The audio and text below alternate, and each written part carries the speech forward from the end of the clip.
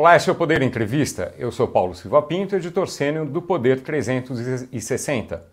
Vou entrevistar o governador do Pará, Helder Barbalho, do MDB. Helder Barbalho tem 44 anos, nasceu em Belém, é formado em administração pela Universidade da Amazônia, tem MBA em gestão pública pela Fundação Getúlio Vargas, foi prefeito de Ananindeua. No governo de Dilma Rousseff foi ministro da Pesca e ministro dos Portos. No governo de Michel Temer foi ministro da Integração Nacional. Foi eleito governador do Pará em 2018 e reeleito em 2022. Governador Helder Barbalho, muito obrigado por essa entrevista. Muito obrigado, Paulo. Uma satisfação poder estar aqui com vocês. Agradeço também a todos os web espectadores que assistem a este programa. Essa entrevista é transmitida do estúdio do Poder 360 em Brasília em 22 de fevereiro de 2024. Para ficar sempre bem informado, inscreva-se no canal do Poder 360, ative as notificações e não perca nenhuma informação relevante. Governador Helder Barbalho, eu começo essa entrevista perguntando: o crescimento econômico durante o século XX, no Sul e Sudeste, foi marcado por um grande custo ambiental. Em teoria, atualmente é possível crescer sem esse tipo de prejuízo. O Brasil crescerá dessa maneira? É possível esperar isso, esse tipo de desenvolvimento para os próximos anos? Um desenvolvimento sustentável? Paulo, esse é o nosso grande desafio desta geração. É garantir com que o modelo de desenvolvimento do nosso país e o modelo de desenvolvimento global passem pelas responsabilidades ambientais. Por isso é fundamental que nós possamos garantir com que a floresta viva possa valer mais do que a floresta morta. E nós possamos garantir financiamento climático para novas oportunidades de atividades econômicas, buscando com que as riquezas oriundas dos bens naturais possam representar uma nova economia. Por isso, o Estado do Pará deseja conciliar as suas vocações de produção de alimento com a atividade do agro, as explorações legais de minério, mas também a floresta, com os seus mais de 75% de floresta nativa, possam gerar a bioeconomia, olhando pelas pessoas e garantindo com que nós possamos conciliar, cuidar do meio ambiente e gerar emprego e renda a partir da riqueza da floresta. 75% que o senhor mencionou é o percentual de cobertura nativa que tem no Pará em relação ao original. O desmatamento da Amazônia está em queda, diminuiu em 2023, mas continua alto. É possível diminuir isso? É possível diminuir de maneira continuada. Nós temos números importantes de avanço na busca da redução e do combate às ilegalidades ambientais. Os números de 23 comparado com 22 representam uma redução de 50% destes níveis de desmatamento.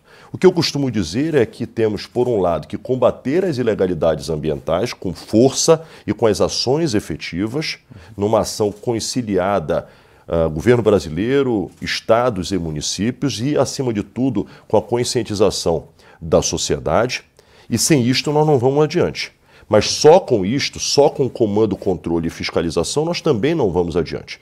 O que é fundamental é que possa ser olhado a estratégia de mudança do uso do solo, para que nós possamos garantir e incrementar políticas de restauro de floresta, recuperação de áreas degradadas, implementação de atividades que conciliem produção com o restauro, por exemplo, o nosso açaí ou o nosso cacau, que são culturas de cultivo que o Pará lidera no âmbito brasileiro e é protagonista mundial, e que geram emprego, que envolve inclusive a agricultura familiar e que restauram propriedades. Por outro lado, as riquezas da floresta, com iniciativas de pesquisa, de tecnologia, de inovação, que possam gerar indústrias de fármacos, de cosméticos, agregando valor aos produtos oriundos da natureza e com isso nós possamos, portanto, fazer com que uma nova economia entre para as vocações do Brasil. Com isto nós estaremos agregando as estratégias de uso do solo que geram alimentos, mas também o uso do solo preservando a floresta. A negociação de créditos de carbono pode ajudar nisso? Sem dúvida. Nós temos que transformar carbono e a sua captura numa nova commodity global. Para isso, o Brasil precisa avançar rapidamente na legislação do mercado de carbono, regulando a estratégia de comercialização, de que forma acontecerá, qual será o preço da tonelada, como será a comercialização, quanto ficará para o produtor rural, para o dono da propriedade, quanto caberá ao governo, em que utilização acontecerá estes recursos, se estarão atrelados à política de desenvolvimento de políticas ambientalmente corretas, ou será para financiar o combate às ilegalidades e frear o desmatamento. Portanto, a lógica do mercado de carbono é um ponto central que temos que buscar na conciliação da preservação ambiental com a geração de empregos verdes. A forma em que essas regras estão atualmente sendo discutidas no Congresso, mas enfim, a forma em que para qual estão sendo encaminhadas, para qual esse projeto está sendo encaminhado, está de acordo com esses objetivos na sua avaliação? Nós temos que fortalecer o mercado regulado. No dia de hoje, o que existe no Brasil são os mercados voluntários, em que um privado comercializa o carbono de uma área privada. E tem uma certificadora que verifica se a operação está correta para, com isto, precificar e comercializar este carbono na compensação e quem compra poder, com isto, neutralizar aquilo que emitiu, comprando, gerando, portanto, a neutralidade. O que precisa o Brasil é ter transparência e regras claras que garantam com que o mercado possa gerar um planejamento, uma previsibilidade e regras que gerem segurança jurídica, principalmente porque nós estamos falando de um mercado que ele é local, ele é nacional, mas também ele é internacional. Nós defendemos aquilo que o Senado apreciou, que foi fruto de audiências públicas e que gerou um PL que efetivamente dá um passo importante. Resolve todos os problemas? Não. Mas nós saímos de um estágio, de um vácuo legal e passamos a ter uma estratégia e uma estrutura normativa para isto. O projeto da Câmara houve importantes mudanças que exige com que volte para o Senado para que busque-se com isto o equilíbrio entre as casas. Mas é importante que nós possamos avançar e os governos estaduais e particularmente o consórcio de governadores da Amazônia, que neste momento eu presido, está diretamente dialogando com o parlamento, dialogando com o poder executivo e também dialogando com a iniciativa privada e os setores interessados nestas ações para que o aperfeiçoamento garanta ao Brasil com que o mercado de carbono seja uma grande oportunidade econômica, ambiental e social para o nosso país. Os produtores rurais resistem a entrar nesse mercado com obrigações. Eles querem ter só o benefício de vender créditos. Qual a sua avaliação sobre isso? Acho que é uma oportunidade em uma propriedade rural fazer com que o produtor possa, naquilo que ele já antropizou para a produção, ele possa ter uma renda. E na reserva ambiental que ele possui, ou reserva legal, ou excedente de reserva, ele possa monetizar aquela área. Hoje, reserva se transformou para uma propriedade rural em uma obrigação. O que nós temos que transformar é o estoque florestal numa oportunidade de compor o portfólio, as relações de oportunidade de renda para as propriedades rurais. Com isso, você gera obrigação? Sim, mas você convoca para uma oportunidade de agregação de valor. E entendo, por conseguinte, que se traz uma rede de aliança em que todos estarão desejosos a transformar o ativo florestal numa grande oportunidade. Mas para isso tem que garantir título de terra para que haja efetiva transparência e integridade das propriedades e da comercialização do crédito. É fundamental que haja um mercado em que se saiba qual é o preço, por exemplo, do carbono oriundo de floresta, qual é o preço do carbono oriundo de reflorestamento.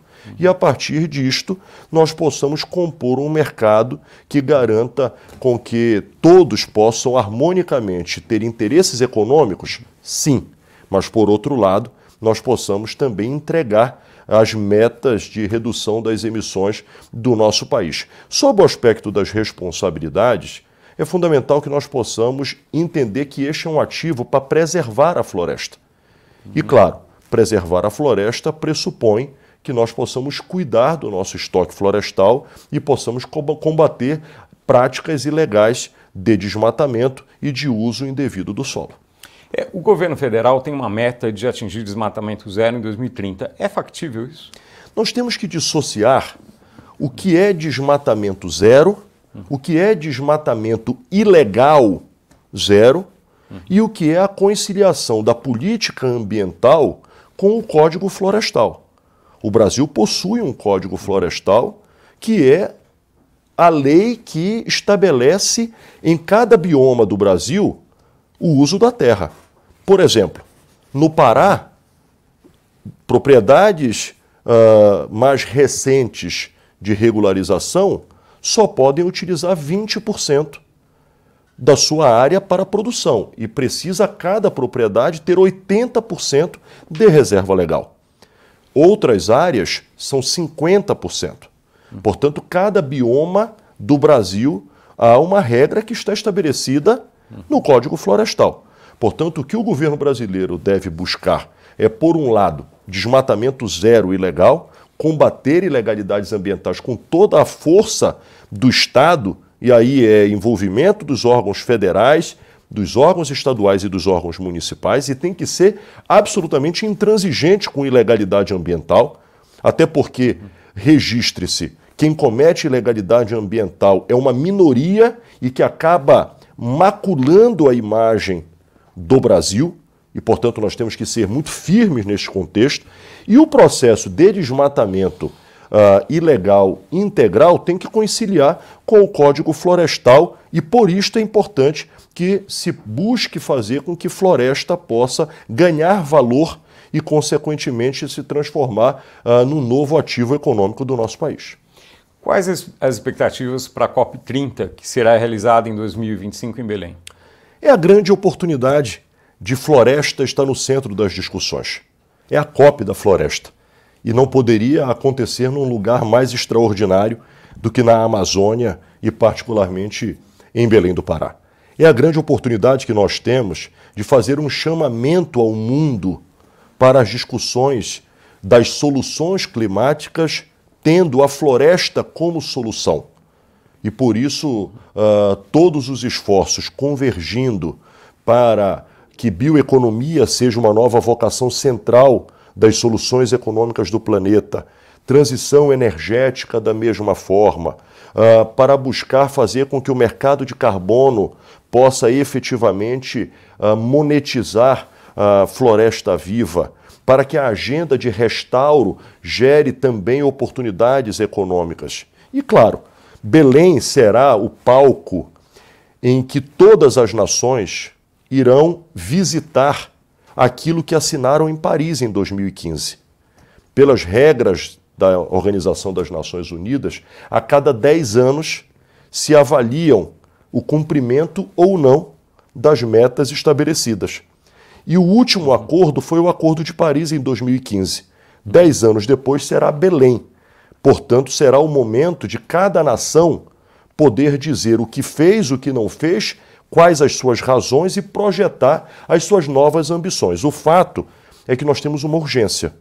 Todos os dias nós assistimos crises ambientais que repercutem na vida das pessoas, transformando isto em crise social, em crise econômica.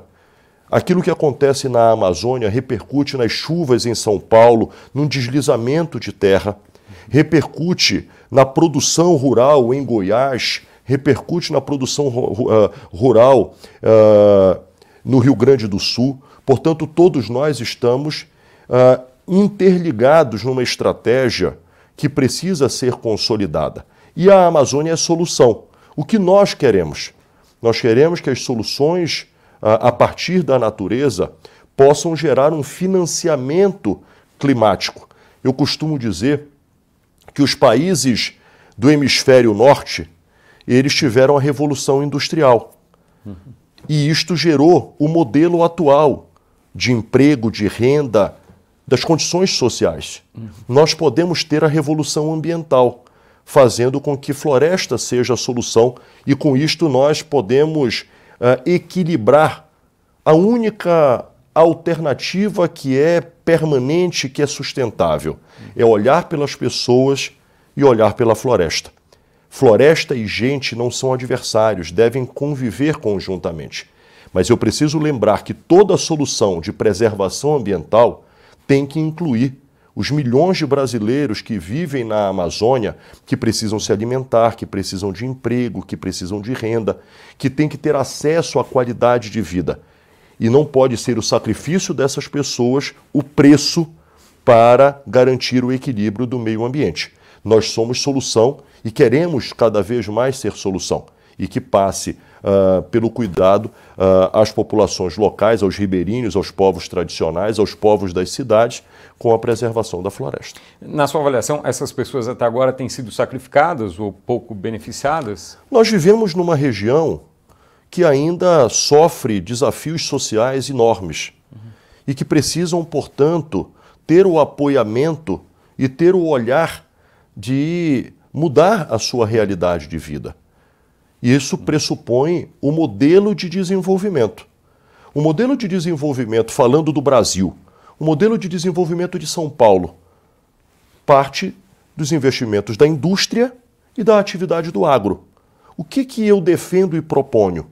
Que um estado como o Pará ou os estados da Amazônia possam ter o seu desenvolvimento a partir das suas vocações. E quais são estas vocações?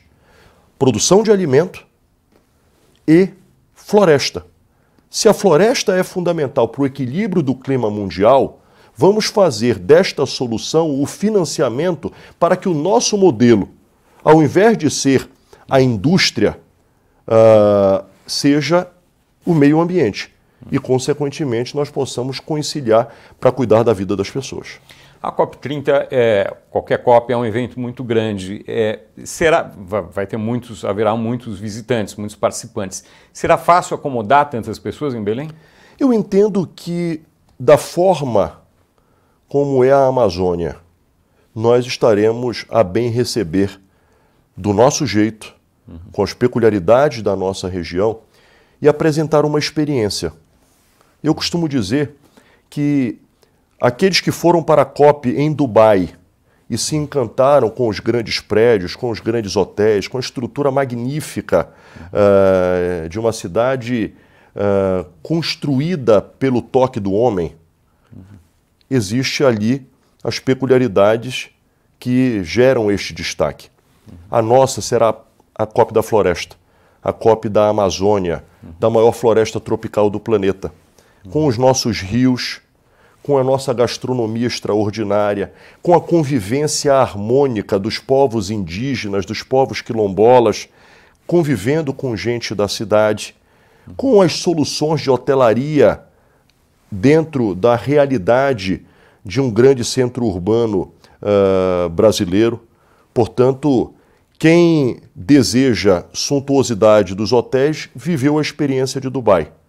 Quem desejar ver a experiência da Amazônia viverá a melhor COP de todos os tempos em Belém do Pará. Será possível ter patrocínio de empresas? Nós somos a cidade que recebe o evento. O governo brasileiro é o país que recebe o evento. Mas o evento é das Nações Unidas. Portanto, as Nações Unidas é o responsável por montar a estrutura. Existem duas visões. O evento para dentro é Nações Unidas.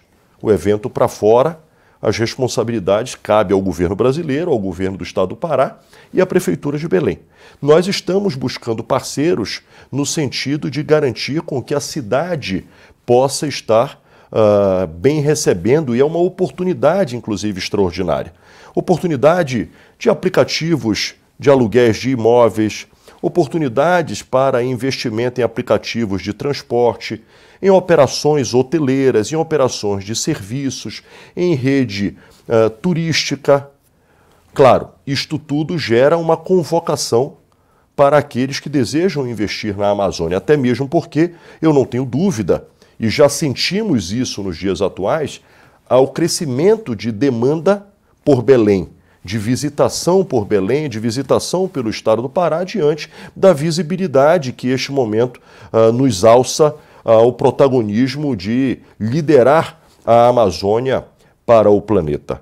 Mas nós estaremos dialogando com todos aqueles que queiram estar junto conosco, junto às Nações Unidas também, para que serviços privados e empresas privadas possam estar participando, apoiando a cidade. Por outro lado, lembrando, o evento são 2 semanas, mas isto já começou.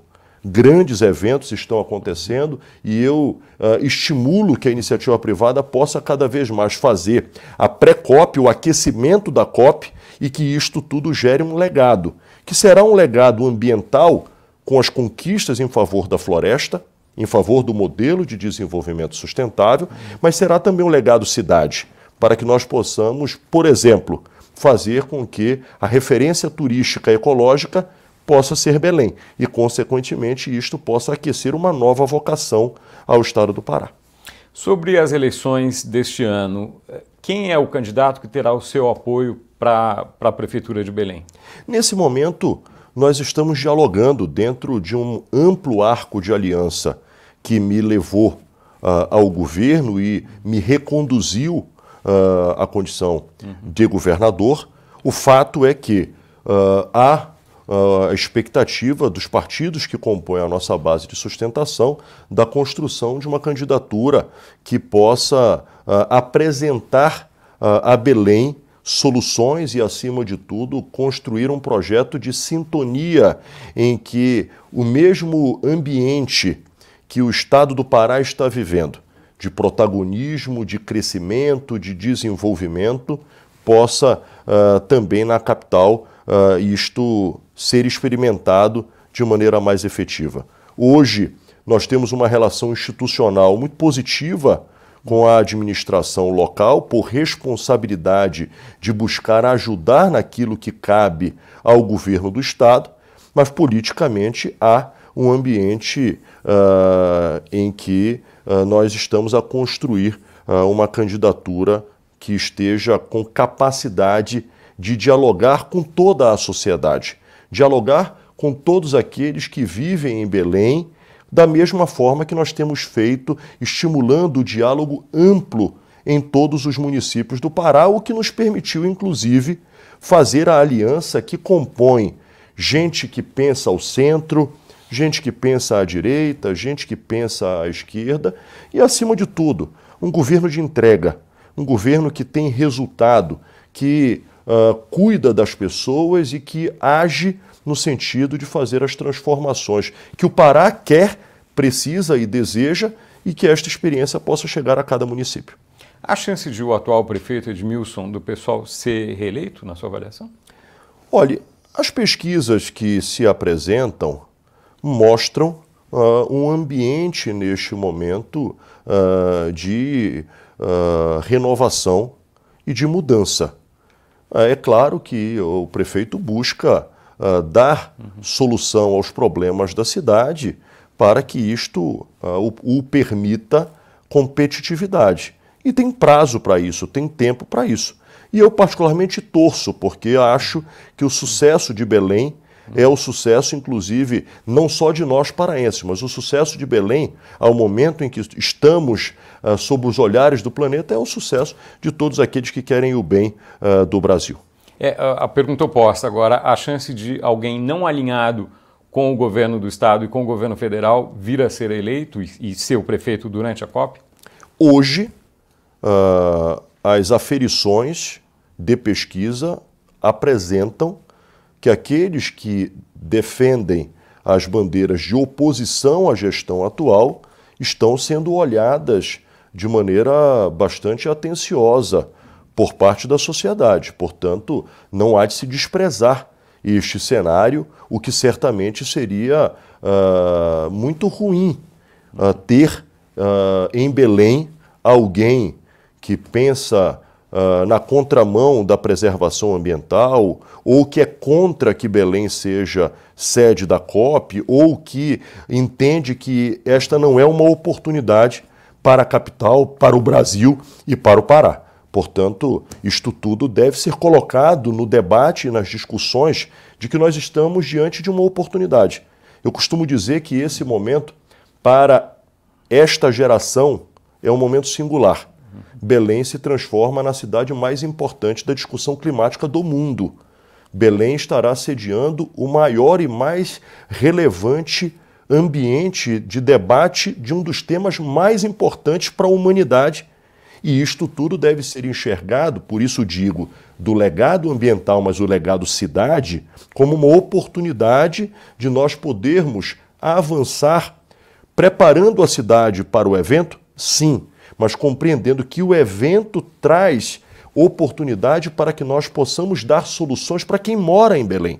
Soluções históricas, como mobilidade urbana, como saneamento, tratamento de resíduos sólidos, abastecimento de água, soluções de evitar alagamentos em bairros periféricos da capital, incremento de equipamentos que possam deixar a cidade cada vez mais aprazível para aqueles que moram e para aqueles que visitam, e consolidar com que Belém esteja na agenda dos roteiros de ecoturismo e, consequentemente, emprego, renda aos serviços atrelados a esta atividade possam acontecer. Agora, chegando ao final, perto do final da nossa entrevista, uma pergunta sobre o veto do presidente Lula às emendas de comissão na Câmara, quer dizer, uma coisa que um veto que muitos congressistas pretendem derrubar. Qual a sua avaliação sobre isso? Qual deveria ser a solução? Primeiro, o acordo político deve ser cumprido. E falo aqui de maneira genérica porque não conheço os detalhes dos eventuais acordos que possam ter acontecido entre o Parlamento e o Poder Executivo. Mas a harmonia entre os poderes pressupõe credibilidade. E credibilidade pressupõe cumprir de forma recíproca aquilo que se é tratado. Um segundo ponto é que eu acho que é fundamental o Brasil poder rediscutir a lógica das emendas e, principalmente, respeitando o direito do Congresso de opinar sobre o orçamento, mas é fundamental que se possa compreender que nós vivemos num modelo presidencialista. E o modelo presidencialista que foi votado nas urnas e eleito deve ter condição de liderar a agenda de implementação de políticas públicas. Falta isso hoje? O que não pode acontecer é haver uma distorção no equilíbrio das relações de poder que façam com que haja um protagonismo do poder legislativo sobre a execução orçamentária e, consequentemente, o presidente que foi eleito com uma agenda escolhida pela sociedade veja comprometida a implementação desta agenda por conta de uma relação que possa estar em deformidade por conta dessa desarmonização. Portanto, eu entendo que deve-se preservar o direito do parlamentar, mas é fundamental que dentro da aplicação destas emendas precisa estar em sintonia com a agenda que o Brasil escolheu democraticamente, de forma majoritária, que é a agenda liderada pelo presidente Lula. E o senhor vê perspectivas de que esse arranjo possa ser refeito em breve? Eu acho que o exercício do diálogo deve ser sempre cada vez mais utilizado para que, através do diálogo, através da capacidade e da responsabilidade pública, nós possamos preservar a harmonização das relações entre os poderes e preservar, acima de tudo, as soluções para o Brasil.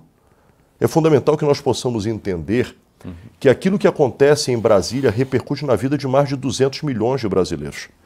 E não pode ser o interesse do político A, do político B, ou do partido A ou do partido B, que pressupõe ou se sobrepõe sobre o interesse de milhões de pessoas que querem os recursos da saúde não para atender a um partido ou a um interesse de um parlamentar ou de um agente político.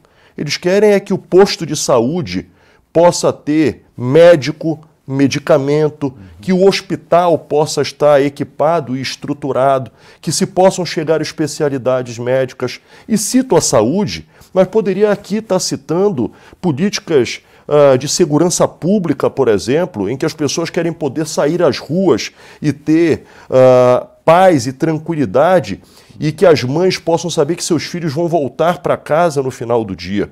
Políticas de emprego da mesma forma. Portanto, a política tem que compreender de que ela é feita para ser solução para a vida das pessoas e não é uma bolha em que se discute interesses dos políticos se sobrepondo aos interesses da sociedade. Perfeito. Governador, já chegando ao final, alguma questão que não tenha sido feita aqui, algo que o senhor queira comentar? Nós temos um desafio enorme ao Brasil e particularmente neste momento eu entendo que o Brasil deve enxergar soluções para as pautas que são prementes. Eu citava há pouco segurança pública e acho que segurança pública cada vez mais precisa ganhar a dimensão do enfrentamento sobre todas as esferas, do Estado, da União, dos governos municipais. Mas eu tenho defendido muito de que segurança pública não se faz sem polícia, mas não se faz também só com polícia. Nós precisamos olhar cidadania, nós precisamos compreender de que a violência ela é um efeito. As causas são os desafios sociais. Por isso, no estado do Pará, nós implementamos as usinas da paz que mudaram o ambiente social dos territórios que historicamente representaram os maiores índices de criminalidade. E essa experiência do estado do Pará, que fez com que hoje o nosso estado seja, no acumulado de 19 a 23, o estado que mais reduziu criminalidade violenta em todo o Brasil, seja um case de sucesso. E eu tenho buscado apresentar isto porque entendo que se você puder aplicar esta agenda no âmbito nacional, cuidando dos territórios mais vulneráveis, com políticas públicas, com presença de governo, com presença de Estado, nós conseguiremos enfrentar e reduzir a criminalidade no Brasil. Perfeito.